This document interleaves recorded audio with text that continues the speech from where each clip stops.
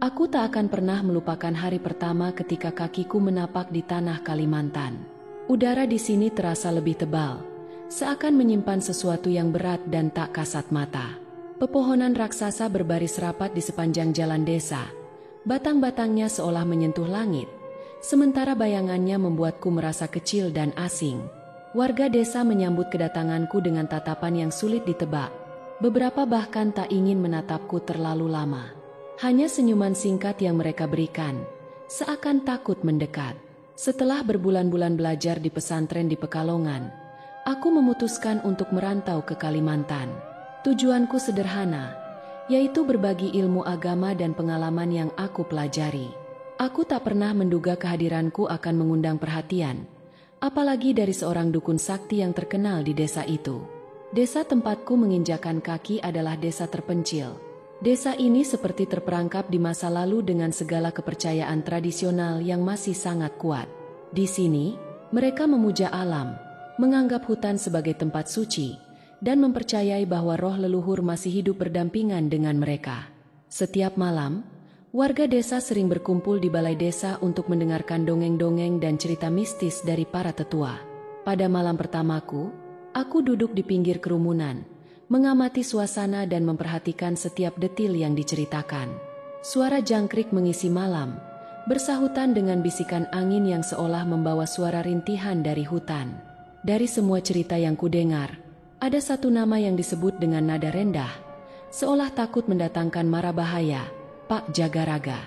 Warga menyebutnya sebagai dukun paling sakti di desa ini. Konon katanya, Pak Jagaraga memiliki ikatan dengan entitas yang ada di hutan. Mereka bilang, ia bisa memanggil makhluk-makhluk dari alam lain hanya dengan mantra. Meskipun terdengar seperti cerita rakyat biasa, aku tak bisa menepis getaran aneh yang merayapi kulitku. Keesokan harinya, aku mulai menjalankan niatku mengajar anak-anak desa tentang agama. Mereka antusias, dan beberapa orang tua tampak mendukungku. Namun, seiring dengan berjalannya waktu, aku mulai merasa ada tatapan tajam yang selalu mengawasi. Setiap kali aku berdoa atau membaca ayat-ayat suci, hawa di sekitarku berubah, seperti ada sesuatu yang tak kasat mata berusaha mengganggu. Hari demi hari berlalu, dan semakin banyak warga yang datang kepadaku untuk meminta nasihat atau mendengarkan ceramah kecil yang kuberikan. Mereka mulai menyambutku dengan lebih hangat, tetapi ada satu sosok yang seolah menentang kehadiranku, Pak Jagaraga. Pak Jagaraga seringkali muncul di kejauhan, mengamati setiap kegiatanku dengan tatapan yang tajam. Tubuhnya tegap meski usianya sudah menua, dengan janggut putih panjang yang terurai hingga dada. Pakaian tradisional yang dikenakannya menambah kesan mistis, ditambah dengan tatapan matanya yang seolah bisa menembus jiwa. Orang-orang desa memandangnya dengan hormat sekaligus takut. Mereka percaya bahwa Pak Jagaraga adalah penjaga keseimbangan desa, yang melindungi mereka dari entitas-entitas yang bisa mendatangkan bencana. Suatu sore, Pak Jagaraga menghampiriku. Aku duduk di pinggir lapangan desa, mengajar anak-anak menghafal beberapa ayat pendek. Namun, begitu kehadirannya terasa, suasana menjadi hening. Anak-anak yang tadinya tertawa dan tersenyum langsung tertunduk, menghindari tatapannya. "Anak muda, apa yang kau cari di sini?" tanyanya tanpa basa-basi, suaranya berat dan dingin. Aku mencoba menjelaskan bahwa aku hanya ingin berbagi ilmu dan membantu anak-anak belajar agama. Namun, Pak Jagaraga hanya menyeringai, seolah perkataanku baginya hanyalah angin lalu. "Di sini, kami sudah memiliki penjaga. Kami tak butuh orang dari luar yang membawa ajaran baru," katanya, menekankan kata-katanya dengan pandangan tajam. "Apakah kau pikir ilmu yang kau bawa dari seberang pulau bisa melawan apa yang ada di sini?" Aku terdiam, menahan gejolak yang tiba-tiba muncul. Bukan karena takut, tapi karena merasa tertantang. Walau hatiku mengatakan ada yang tak beres dengan dukun ini, aku mencoba menjawab dengan tenang. "Ilmu saya berasal dari Yang Maha Kuasa. Jika ada kekuatan lain di sini, saya yakin kekuatannya lebih besar," jawabku dengan nada yang sopan namun tegas. Pak Jagaraga tertawa kecil, namun ada kilatan kebencian di matanya. "Kita lihat saja, apakah ilmumu bisa bertahan di sini," ucapnya sebelum berbalik dan pergi dengan langkah pelan, meninggalkan jejak misterius yang sulit diabaikan. Sejak pertemuan itu, suasana di desa menjadi lebih tegang. Malam demi malam, aku merasa sesuatu mulai bergerak di sekitarku. Suara-suara aneh mulai terdengar, terutama saat aku tengah khusyuk dalam ibadah. Aku merasa ada yang mengawasi dari kegelapan, seolah-olah bayangan hitam di balik pepohonan itu memiliki mata dan memperhatikanku dengan penuh kebencian. Aku sadar, kedatanganku di desa ini telah mengusik sesuatu. Tapi aku tidak datang untuk melawan siapapun, melainkan untuk berbagi kebaikan. Meski begitu, aku tak dapat mengabaikan firasat buruk yang semakin kuat setiap kali malam menjelang. Desa ini, tempat yang kuanggap sebagai tempat perantauan suci, mulai menunjukkan sisi gelapnya. Mungkin di balik keheningan hutan, di tengah bisikan angin, ada kekuatan yang tak ingin aku di sini. Dan aku tahu, ini baru permulaan dari ujian yang harus aku hadapi. Malam pertama setelah pertemuanku dengan Pak Jagaraga adalah malam yang takkan kulupakan. Suasana desa yang biasanya tenang berubah seolah dibalut oleh hawa dingin dan berat. Saat itu sudah hampir tengah malam, dan aku duduk di bilik kecilku yang terbuat dari kayu. Lampu minyak di sudut kamar berpendar redup, menciptakan bayangan-bayangan yang bergerak seiring dengan tarikan napasku yang mulai tidak tenang. Pikiranku mulai dipenuhi pertanyaan tentang apa yang sebenarnya terjadi di desa ini. Warga yang awalnya menyambutku dengan ramah kini semakin jarang kulihat. Mereka mulai berbisik-bisik setiap kali aku lewat. Bahkan beberapa di antara mereka tak berani bertemu mata denganku. Dan Pak Jagaraga, bayangannya selalu menghantuiku sejak pertemuan pertama kami. Saat malam semakin larut, bisikan itu perlahan mereda, digantikan oleh keheningan yang mencekam. Aku mendengar langkah-langkah berat mendekati rumahku. Suara langkah itu terhenti tepat di depan pintu. Aku mendekati pintu dan berusaha mengintip lewat celah-celahnya. Namun, tak ada apa-apa, hanya kegelapan malam yang pekat. Dengan hati-hati, kubuka pintu itu sedikit demi sedikit, menatap ke arah jalan desa yang sunyi. Tak ada siapapun. Aku menutup pintu kembali dan duduk di pojok ruangan, merasa tak berdaya. Kututup mataku, mengucapkan doa dan meminta perlindungan dari Yang Maha Kuasa. Saat mataku terbuka, bayangan hitam muncul di sudut kamar, mengawasi dengan mata yang bersinar merah. Aku tercekat, tak mampu bergerak atau bersuara. Bayangan itu tak memiliki bentuk yang jelas, hanya siluet yang tampak semakin gelap dan besar. Dalam hati, aku mengulang-ulang ayat-ayat suci yang kuingat. Bayangan itu menghilang seketika, lenyap dalam kepulan asap tipis. Tubuhku gemetar, namun aku merasa sedikit lega. Kepercayaan diriku bertambah. Aku tahu, ada sesuatu yang mencoba menggangguku, tetapi aku juga yakin bahwa kekuatan doaku bisa menjadi pelindung. Keesokan paginya, seorang warga desa yang biasa menyapaku di jalan datang dan memperingatkanku. Namanya Pak Darmo, lelaki tua dengan rambut yang sudah memutih. Tatapannya serius saat berkata, "Nak, berhati-hatilah, Pak Jagaraga bukan orang sembarangan. Dia tidak suka kehadiranmu di sini." "Aku hanya ingin berbagi ilmu, Pak," jawabku pelan. "Aku tak bermaksud mengganggu siapapun." Pak Darmo menggelengkan kepala. Pak Jagaraga merasa terganggu. "Kau mungkin menganggap apa yang dia lakukan hanyalah cerita rakyat, tapi ilmu yang dimilikinya bukan main-main. Hanya orang-orang yang sudah lama hidup di sini yang tahu kekuatan di desa ini. Dia punya hubungan dengan roh-roh penunggu hutan." Perkataannya membuat bulu kuduku kembali berdiri. Dari sorot matanya, aku tahu bahwa ia sangat serius. Seketika, aku sadar bahwa apa yang kuhadapi ini lebih besar dari yang pernah kubayangkan. Hari itu berlalu dengan perasaan waspada. Setiap kali berjalan melewati pepohonan atau memasuki jalan setapak di desa, aku merasa selalu diikuti oleh tatapan tak terlihat. Saat malam tiba, suasana makin mencekam. Aku merasa seolah alam sendiri ikut memperingatkanku. Setelah makan malam seadanya, aku kembali ke kamar dan berusaha tidur lebih awal. Tak lama setelah aku memejamkan mata, suara-suara itu kembali terdengar. Kali ini bukan bisikan, melainkan suara rintihan, seperti seseorang yang sedang kesakitan. Suara itu terdengar dari arah jendela. Aku mencoba tidak menghiraukannya. Namun semakin lama suara itu semakin keras dan menyayat hati. Dalam hati aku bergumam, "Ya Allah, lindungi aku dari kejahatan yang tak terlihat ini." Saat aku kembali memejamkan mata, rintihan itu berganti menjadi tawa kecil yang menyeramkan. Suara tertawa itu terdengar nyaring, melingkupi seluruh ruangan. Dengan sisa keberanian yang kumiliki, aku bangkit, menyalakan lampu minyak di kamar. Suara tawa itu berhenti seketika saat aku mulai membaca ayat-ayat suci dengan lantang. Dalam hati, aku bertekad untuk melawan segala gangguan ini. Aku tidak akan membiarkan diriku kalah dengan teror dari Pak Jagaraga atau siapapun yang mencoba mengujiku. Setelah malam yang penuh ketegangan itu, aku merasa sedikit lega. Tapi aku tahu ini baru permulaan. Ujianku belum selesai.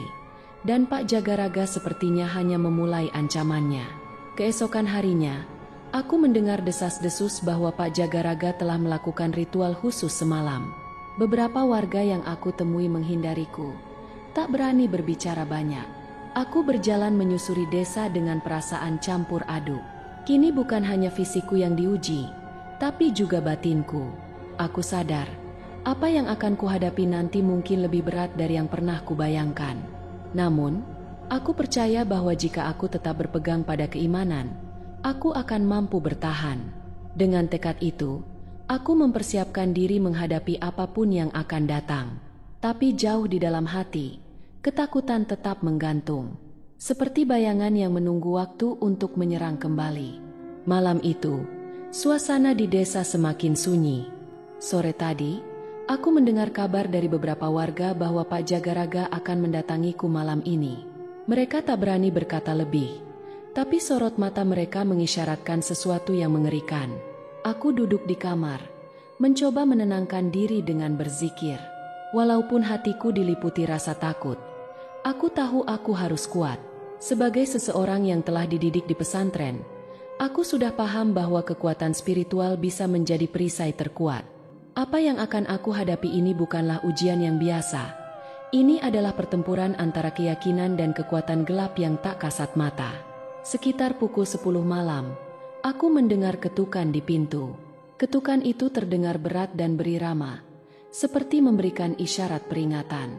Dengan hati-hati, aku bangkit dan berjalan menuju pintu. Di balik pintu itu, Pak Jagaraga berdiri dengan sorot mata tajam yang menusuk.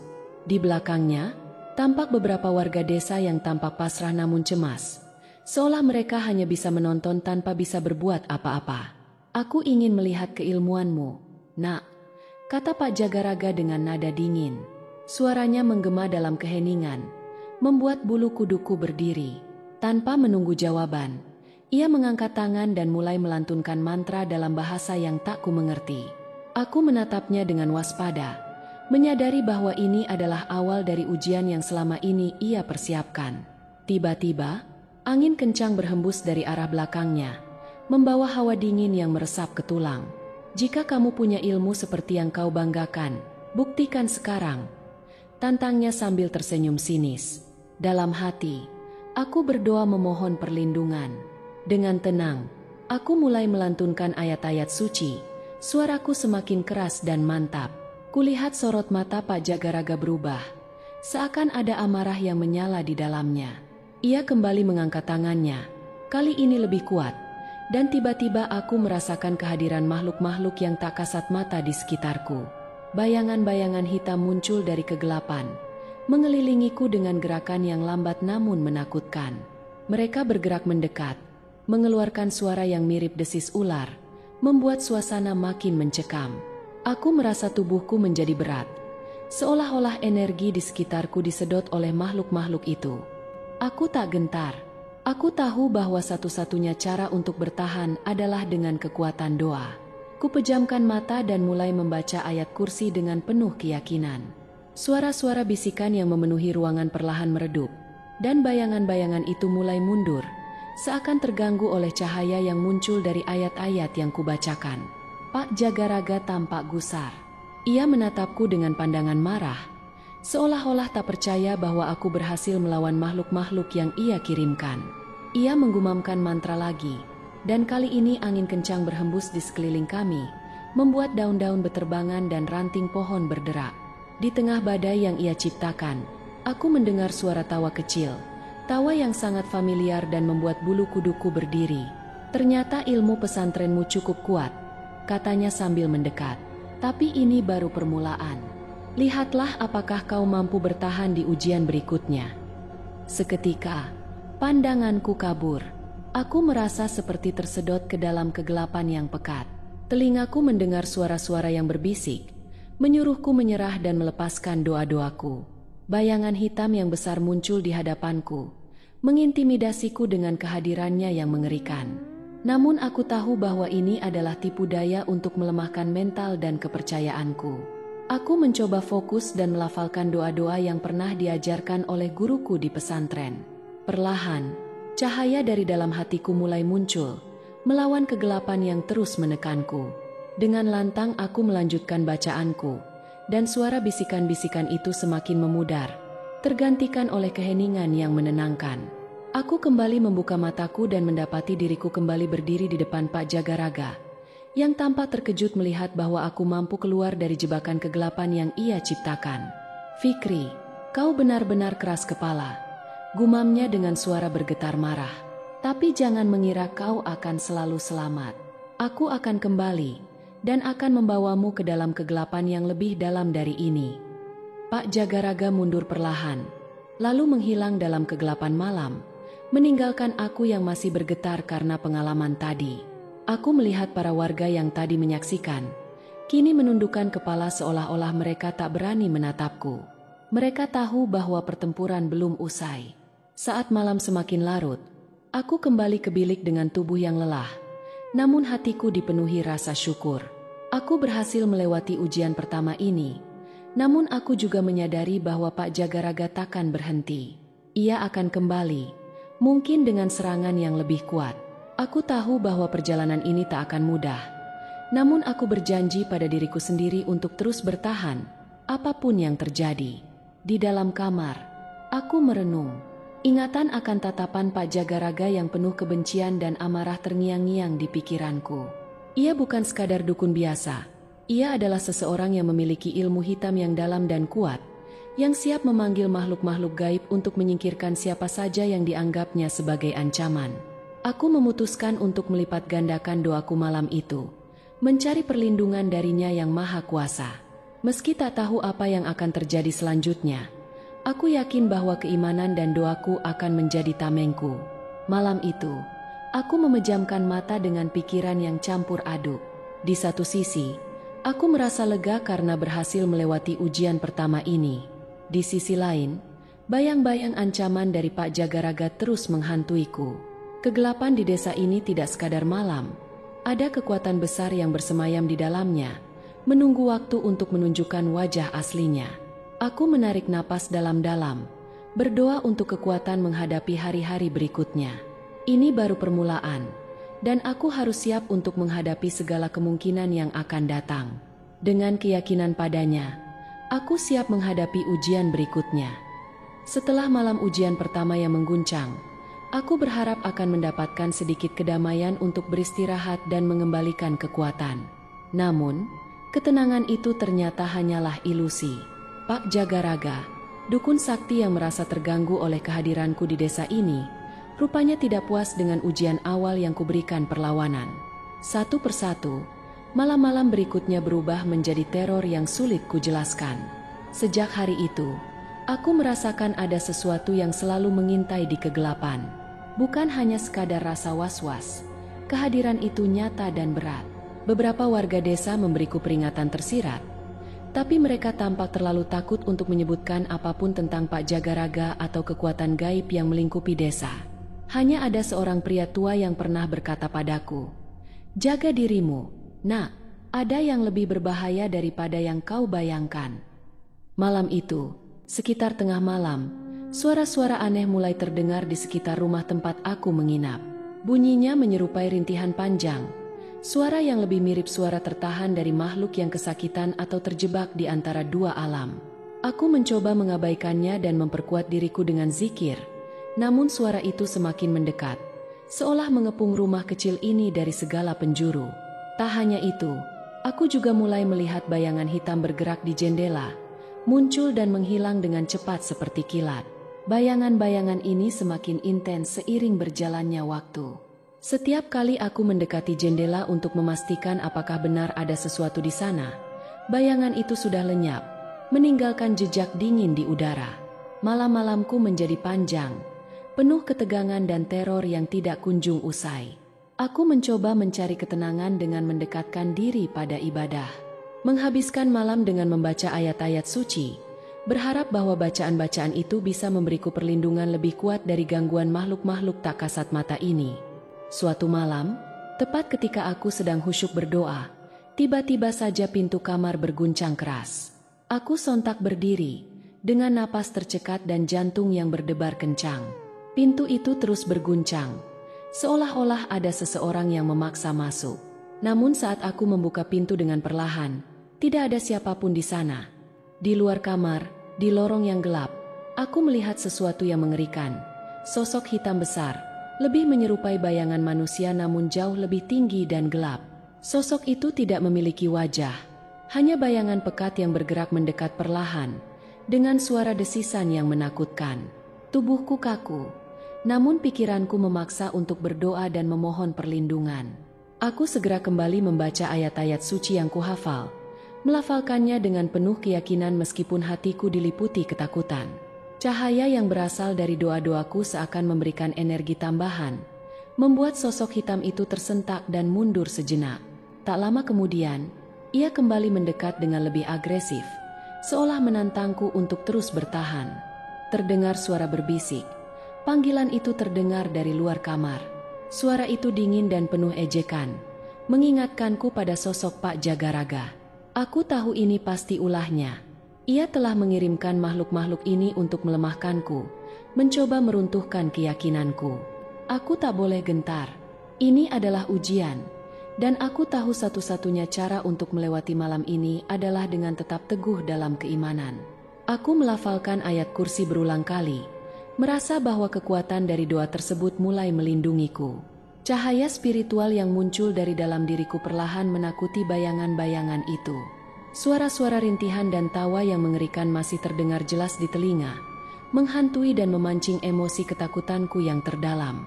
Puncak dari serangan malam itu datang ketika suara-suara di luar kamar berubah menjadi lebih nyaring dan menyerupai suara manusia yang menjerit kesakitan.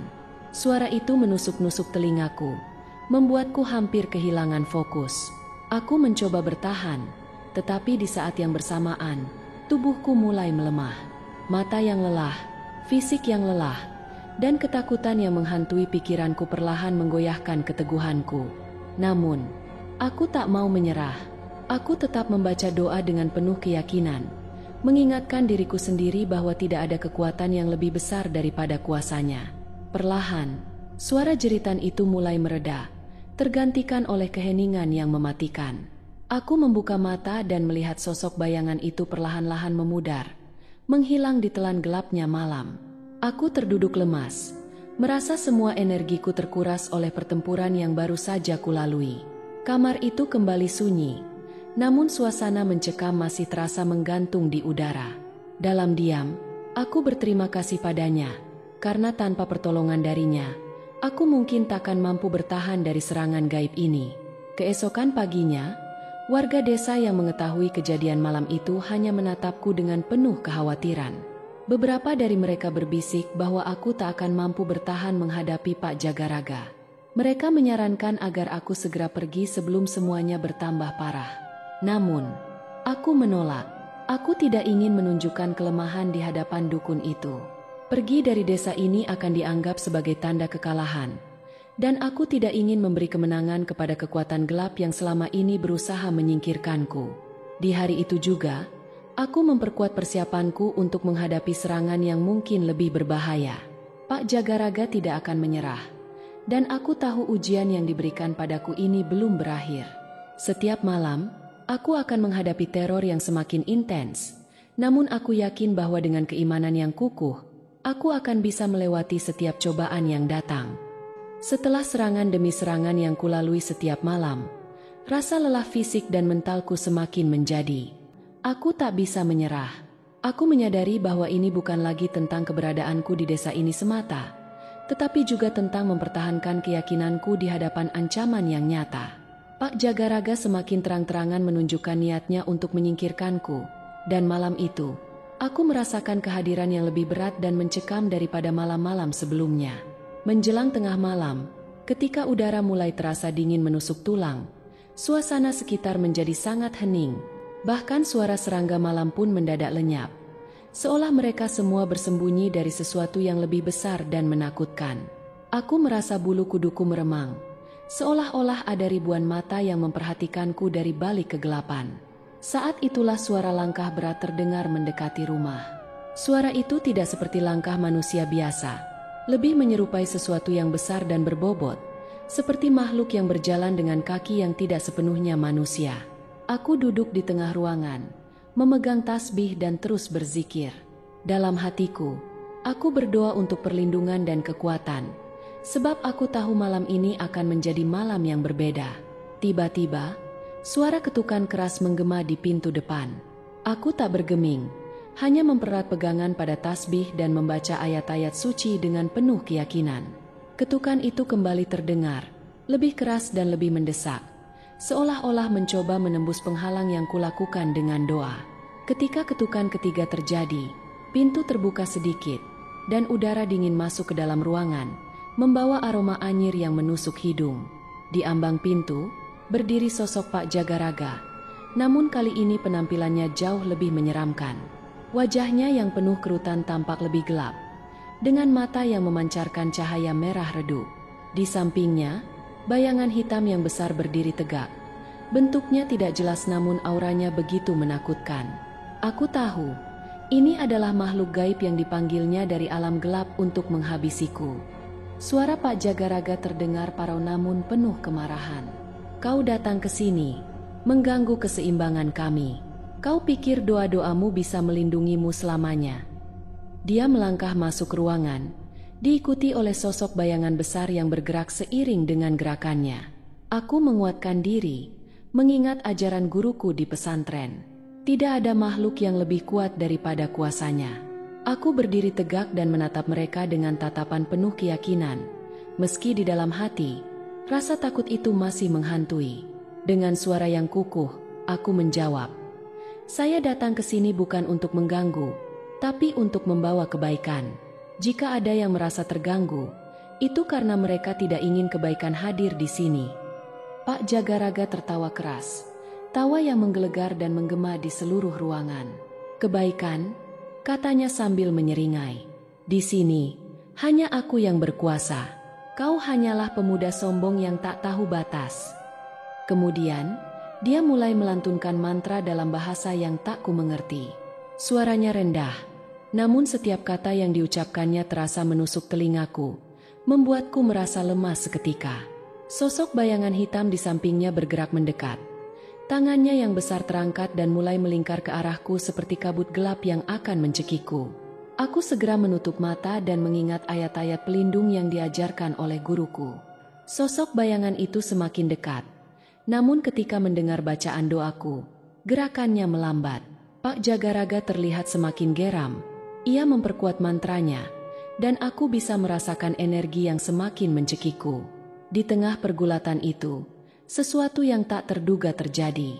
Dari dalam diriku, muncul sebuah kekuatan yang tak pernah kurasakan sebelumnya. Seolah-olah keyakinan yang kugenggam erat berubah menjadi cahaya yang mengelilingi tubuhku. Cahaya itu semakin terang, hingga ruangan yang semula dipenuhi kegelapan kini menjadi benderang. Sosok bayangan hitam itu tampak terguncang dan mundur perlahan, tidak tahan dengan pancaran cahaya yang muncul. Pak Jagaraga mencoba menyerang dengan mantra-mantranya, namun semakin ia berusaha, tubuhnya justru terlihat melemah. Matanya yang semula merah menyala kini mulai memudar, sementara sosok bayangan di sampingnya mulai menghilang, tersedot oleh cahaya yang muncul dari dalam diriku. Dengan suara yang gemetar, Pak Jagaraga berusaha untuk tetap berdiri tegak. "Tidak, ini tidak mungkin. Kau hanya anak muda tak berpengalaman. Bagaimana mungkin kau bisa mengalahkan aku?" Aku menatapnya dengan penuh belas kasihan. Pak Jagaraga, ini bukan soal siapa yang lebih kuat. Ini tentang siapa yang berada di jalan yang benar. Suaraku terdengar lebih tenang daripada sebelumnya, seolah-olah kekuatan yang datang bukanlah dari diriku sendiri, melainkan sebuah kekuatan yang dipinjamkan oleh Yang Maha Kuasa. Pak Jagaraga tampak semakin lemah. Tubuhnya mulai bergetar. Wajahnya yang tadi terlihat garang kini dipenuhi ketakutan. Dengan sisa tenaganya, ia mencoba untuk melarikan diri, namun langkahnya terhuyung, seolah ada sesuatu yang menahan. Aku menyaksikan saat sosok bayangan itu, yang tadinya membantu dan melindunginya, kini justru menyeretnya ke arah kegelapan yang pekat. Jeritan terakhir yang keluar dari mulutnya bergema di seluruh ruangan, penuh ketakutan dan penyesalan. Setelah itu, keheningan kembali menguasai ruangan. Aura gelap yang sempat memenuhi tempat ini perlahan menghilang, digantikan oleh kedamaian yang sudah lama hilang dari desa ini. Aku berdiri di tengah ruangan, dengan napas yang masih tersengal-sengal namun hati yang penuh syukur. Aku tahu, malam ini, bukan hanya Pak Jagaraga yang kalah, tetapi juga kegelapan yang selama ini mencengkeram desa ini. Saat aku berjalan keluar dari rumah, aku melihat beberapa warga desa yang mengintip dengan mata penuh kekaguman dan ketakutan. Mereka mendekatiku dengan wajah penuh harap dan kebingungan, seolah tak percaya dengan apa yang baru saja terjadi. Aku hanya mengangguk kecil, menenangkan mereka dengan kata-kata bahwa semuanya sudah berakhir. Namun, dalam hati, aku tahu bahwa pertarungan ini akan selalu membekas dalam ingatanku. Pengalaman yang menguji keimananku, bukan hanya dari kekuatan gaib, tapi juga dari keberanian untuk tetap berdiri di jalan yang benar. Keesokan paginya, suasana desa tampak berbeda dari sebelumnya. Aura berat yang selama ini menyelimuti setiap sudut desa perlahan mulai pudar.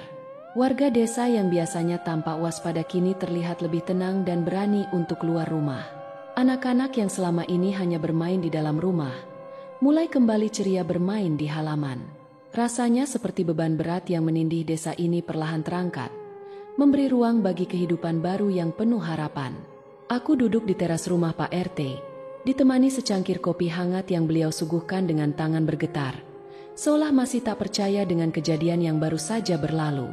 Beberapa warga desa berkumpul di sekitar, memandangku dengan tatapan penuh rasa hormat dan terima kasih.